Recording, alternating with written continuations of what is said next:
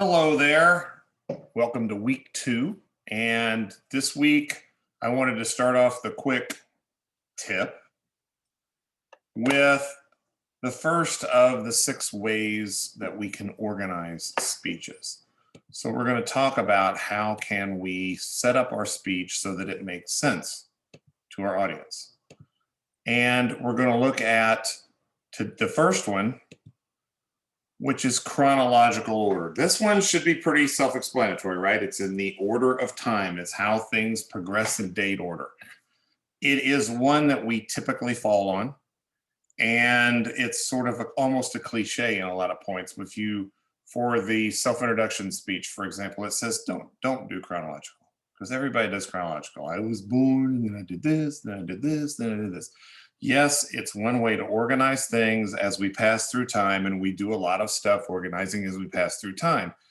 It's not always the most interesting of options that we have to present ideas.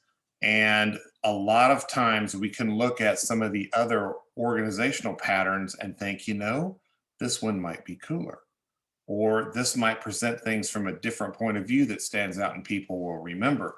So in talking about these different 6 possible ways of setting up the order, I've got some examples for each one of them. And for this one, if we're going to use chronological, let's say you really are going to use chronological. And I actually had a student several years ago do this particular topic of the speech and presented it in chronological. And it was the history of Bonnaroo, the festival, the music festival, right? And they talked about the people who founded Bonnaroo and what they went through to set it up and why they set it up. And then they started talking about the first time Bonnaroo was held. And then they progressed it over time. Now, that can be interesting. You get to see how it grew and how it transformed from what it initially was to what it has become now pre-COVID. And it can be presented in an interesting way if you provide stories and you've got some good facts and some interesting things to talk about and that kind of thing.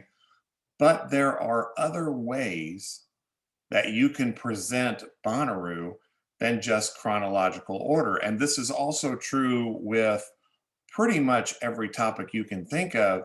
You can present them one way and it might get your point across, but you could present it another way and it might stand out more, it might be more interesting, or it might do a better job because of the order you present the information in getting your ideas across. So we want to think about which order do we use. Sometimes chronological is the best way. If you're wanting to talk about the history of World War I or the history of World War II, or something that is directly related to history, then obviously history, chronological, that goes together. That's usually the best way. But something, for example, like the self-introduction speech, you can go chronological, but it stands out more if you say, I've got 3 things I want to talk to you about me, and one is this, and one is this, and one is this, and you don't present them in chronological. In fact, sometimes if you look at movie examples for movies, everybody goes to the movies, everybody likes movies.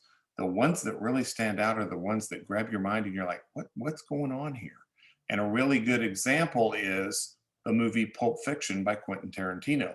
He could have done that in chronological order and got his message across.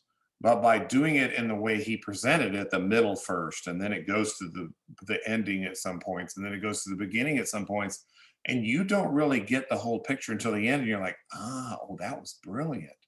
Sometimes you want to have that brilliancy come out, and chronological is not always the best place to go.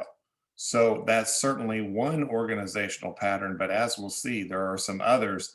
And even with the topic of Bonnaroo, that we could approach it and get just as interesting, sometimes even a better result. So we'll look at those in a little bit.